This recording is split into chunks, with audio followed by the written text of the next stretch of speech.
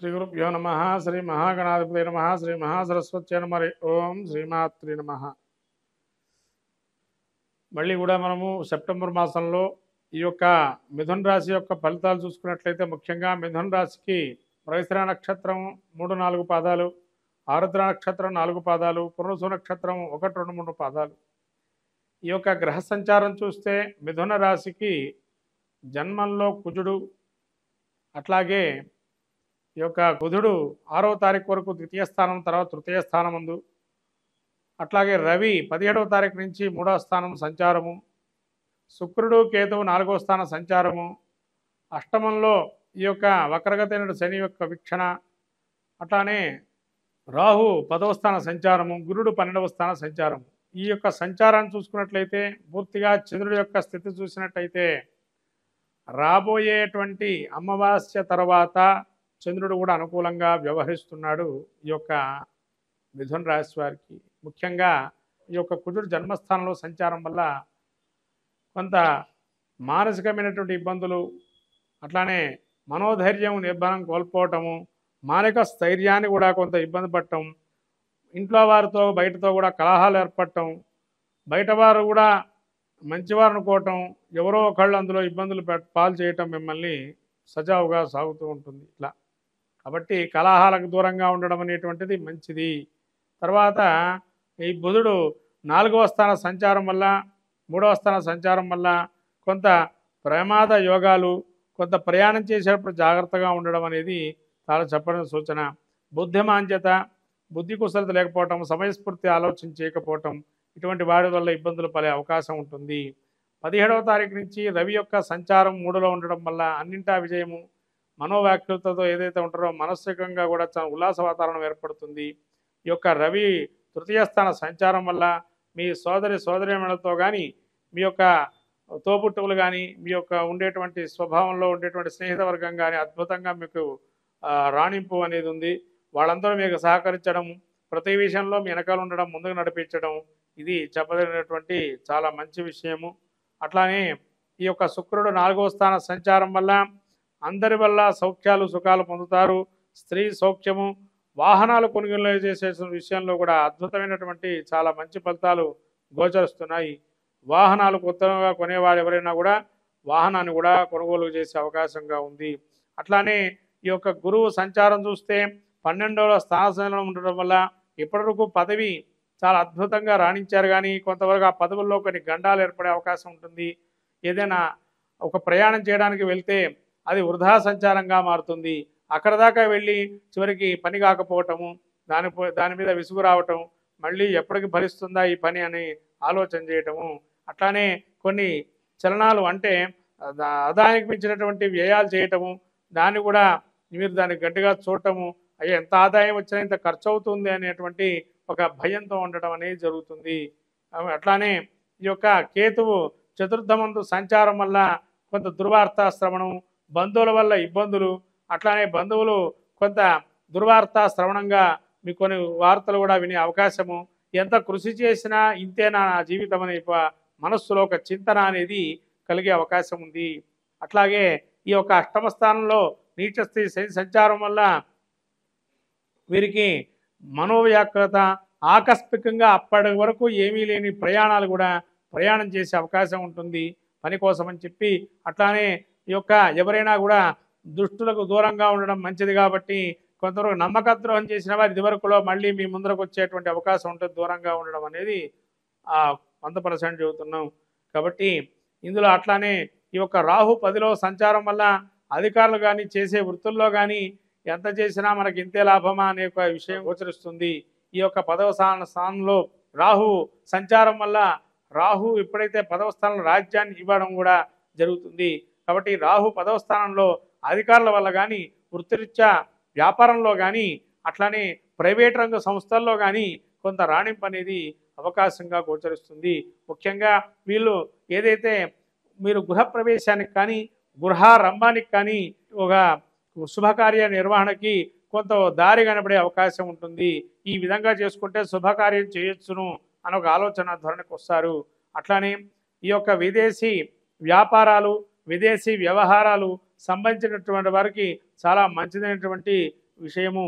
రాజకీయ రంగ ప్రముఖులకి, సినీ రంగ ప్రముఖులకి చాలా అద్భుతమైన కాలం 17వ తారీఖు తర్వాత నుంచి అని చెప్పవచ్చు.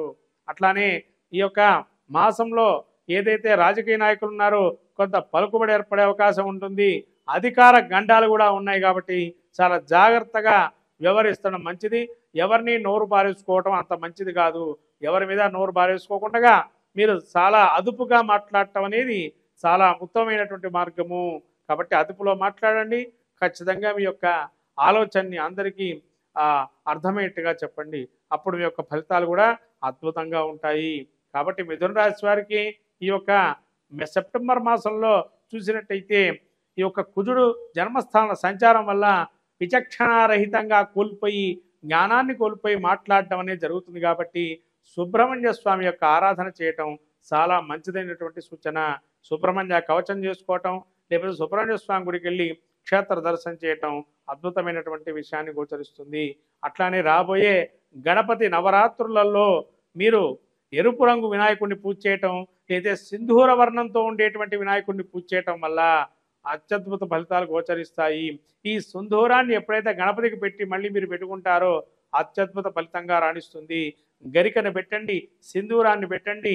ఏదైనా బెల్లం పదార్థం కానీ, లేదైనా మీరు ఇంట్లో వండే కందమూలాలు అంటారు. కందమూలాలు అంటే భూమిలో ఉండే పెరిగే పదార్థాలు, కూరగాయలు ఏవైతే ఉంటాయో వాటితో ఏదైనా పదార్థాన్ని చేసి స్వామికి నివేదన చేయటం వల్ల దీర్ఘకాలికమైనటువంటి వ్యవహారాలు జయం చేకూర్చే అవకాశం ఉంటుంది రాబోయే వినాయక చవితి నవరాత్రులలో. కాబట్టి ఈ వినాయక చవితి నవరాత్రులలో చాలా భక్తి శ్రద్ధగా వినాయకుని ఆరాధన చేసి ఈ యొక్క మిథున రాశి వారు కూడా అద్భుతమైన ఫలితాలు పొంది తదుపరి కాలమైనటువంటి ఉత్తరార్ధంలో ఈ సెప్టెంబర్ మాసంలో ఆ యొక్క ఫలితాన్ని కూడా అనుభవించే అవకాశం ఉంటుంది.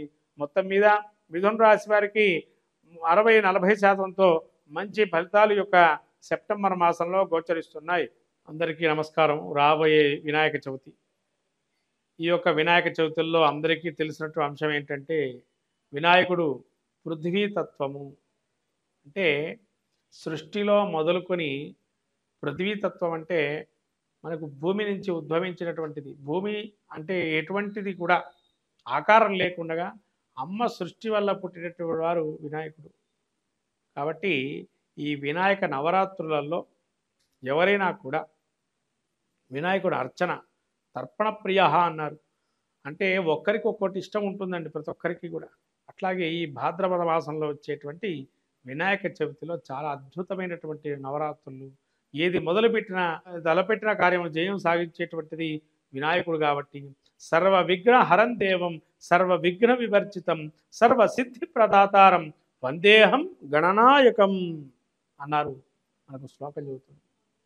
అట్లానే భవసంచిత పాపాగ్నం విధ్వంసన విచక్షణం విఘ్నాస్వర వారమంజే విఘ్నరాజమహం భజే అన్నారు. భవిష్యత్తు వర్తమానాన్ని అన్నీ తెలిపేది విఘ్ననాయకుడే. పురాణాలు ఇతిహాసాలు రాసింది మహాభారతాన్ని కూడా వినాయకుడి స్వరూపంలో వ్యాసుల వారు అక్కడ మానాలో మనకి ఆ గుహలో కూర్చోబెట్టి వినాయకుడితో అన్ని కూడా పురాణాలు మహాభారతాన్ని రాయించారు. అంతటి ఆ యొక్క గణపతి యొక్క నవరాత్రులలో అంతటి విధ్వాసార విచక్షణం ఎటువంటి విఘ్నాలైనా అన్నీ ధ్వంసించగల శక్తి సామర్థ్యం ఉన్నవాడు వినాయకుడు ఒక్కడే. భవసంచిత పాపాగ్నం అంటే భవిష్యత్తులో కానీ సంచిత వర్తమానంలో కానీ భూతం అంటే పోయినటువంటి కాలంలో ఉన్నటువంటి దోషాలు ఏవైతే మనం తెలుసో తెలియకో చేస్తున్నామో దాన్ని అంతటా పటాపంచలు చేసి మళ్ళీ మనకు మంచి అపూర్వమైనటువంటి ఫలితాన్ని ఇచ్చేది ఈ వినాయకుడి యొక్క అనుగ్రహమే. అందుకనే స్వామివారికి వరసిద్ధి వినాయకుడని, సిద్ధి బుద్ధి సమేత వరసిద్ధి వినాయకుడని కూడా పేరుగాంచాడు ఇక్కడ. అంటే ఇక్కడ ఏమండి వారు మరి వివాహం జరిగిందా, మనకు వివాహం జరగలేదు కదా అని అనుకుంటాం. వినాయకుడికి వివాహం జరిగిందా లేదా అనేది పక్కన పెట్టండి, మనకు అనవసరమైన చర్చ కాదు. ఇక్కడ ఏంటి అవసరమైన చర్చ ఏంటంటే వినాయకుడు అనుగ్రహం కలిగితే మనకేం కలుగుతుంది అంటే సిద్ధి బుద్ధి. అమ్మవార్లు ఎవరంటే ఆయన ఒకరోజు వినాయకుడట పార్వతీ పరమేశ్వరుడు చెప్పాట, విఘ్నాధిపత్యం నాకు ఇచ్చారు కదండి నాన్న, నేను వెళ్ళి తపస్సు చేసుకుంటాను అన్నట పరమేశ్వరుడితో వినాయకుడు. సరే అని చెప్పి పంపించేశారు. వినాయకుడు తపస్సు చేసుకుంటూ వెళ్ళాడు. ఎప్పుడైతే వెళ్ళాడో వినాయకుడు ఫస్ట్ దేన్ని చేపట్టాడు అంటే బుద్ధి కుశలత ఎక్కడ చేపట్టాడంటే ఎక్కడైతే పార్వతీ పరమేశ్వరులకు ప్రదక్షిణం చేశాడో అక్కడ బుద్ధిని చేపట్టాడు. అంటే బుద్ధి ఉంటే ఏం కలుగుతుంది మనకి? మంచి ఆలోచన శక్తి వల్ల మంచి ఆలోచన శక్తి వల్ల ఏదైనా సాధించగలుగుతాము అనేది ఫస్ట్ వినాయకుడు మనకు అక్కడ చూపించాడు. అదే బుద్ధిదేవి అని. బుద్ధి మళ్ళీ సిద్ధి. మనం ఆలోచన చేశాము, తగిన కార్యం నెరవేరింది, వెంటనే మనం కోరుకుంటాం కదా, ఏమండి పలానా కార్యం జరగాలని స్వామిని కోరుతున్నానని. సిద్ధి పొందటానికి ఏం చేయాలా? ఆయన్ని ప్రత్యక్షం చేసుకోవాలి. అంటే కార్యం అయిపోయింది అని అంటే ఏమైనా సిద్ధించినట్టే కదా, అది సిద్ధిదేవి. కాబట్టి సిద్ధి బుద్ధి సమేత వరసిద్ధి వినాయకుడుగా ఈ నవరాత్రులలో ఏదైతే జరుగుతున్న నవరాత్రులలో ఈ యొక్క స్వామికి జరిగినటువంటి నవరాత్రులలో ఎంత శక్తి అయితే అంత శక్తి మేరకు మనం పూజ చేసుకున్నట్లయితే, అర్చన చేసిన దానం ధర్మం నైవేద్యం ఏదైనా కూడా స్వామి అనుగ్రహం కలిగి అన్ని కార్యాలు సిద్ధిస్తాయి. అందుకని ద్వాదశి రాశి ఫలితాల్లో కూడా ఈ వినాయక చవితి గురించి మనం చెప్పుకోదగిన సూచన ఉంది. కాబట్టి ద్వాదశ రాశి ఫలితాల్లో వినాయకుడి యొక్క అనుగ్రహాన్ని కూడా పొంది అందరూ ఈ యొక్క సర్వజన మానవాళి కోటికి సర్వసిద్ధిలు పొందించేటువంటిది, సర్వ కార్యాలు నెరవేర్చేటువంటిది, సర్వ విఘ్నాలు హరింపజేసేటువంటిది, సర్వ కార్యాలు శుభకార్యాలు పరంపరగా ఉండేటువంటిది. దాని ద్వారా మనకేమొస్తుంది అంటే వృద్ధి ఇంకా మనకు సిద్ధి. వృద్ధిదేవి కూతుర్లట. అంటే వినాయకుడు ఎప్పుడైతే సిద్ధి బుద్ధిని పొందాడో మనకేమొస్తున్నాయి దానివల్ల అంటే వృద్ధి అంటే గ్రోత్ రేట్ పెరగటం. వెంటనే పెరుగుతాయి కదా మనకు ఏదో విధంగా, అది గ్రోత్ రేట్, అది వృద్ధి అంటారు. అంటే కూతుర్లు అని చెప్పంటారు వృద్ధి. ఇంకొకటేమో రిద్ధి అంటే ఏంటంటే సకల కార్యములందు కూడా అరిష్టాలు తొలగింపజేసేది వృద్ధి. అందుకనే మీరు సంతోషిమాత గురించి తెలుసుకున్నట్లయితే ఇవన్నీ కూడా అందులో ఉంటాయి. శుభము లాభము కొడుకులు అని చెప్పంటారు. కాబట్టి ఇవన్నీ కూడా వినాయకుడి యొక్క అనుగ్రహం వల్ల సకల కార్యాలు అందరికీ నెరవేరుతాయి. కాబట్టి ఈ వినాయక చవితికి అందరూ కూడా ఓం గం గణపతే నమః అనే మంత్రాన్ని పఠిస్తూ ఈ వినాయకుడి యొక్క అనుగ్రహాన్ని పొందొచ్చు. ఇది చాలండి. గకార గణపతి వినాయకుడిని చేస్తే ఆయన గకార గణపతి అంటారు. ఈ గకార గణపతి ఎంత జపం చేస్తే స్వామి శీఘ్రంగా నీకు ఎటువంటి కార్యాన్ని సిద్ధిస్తాడు.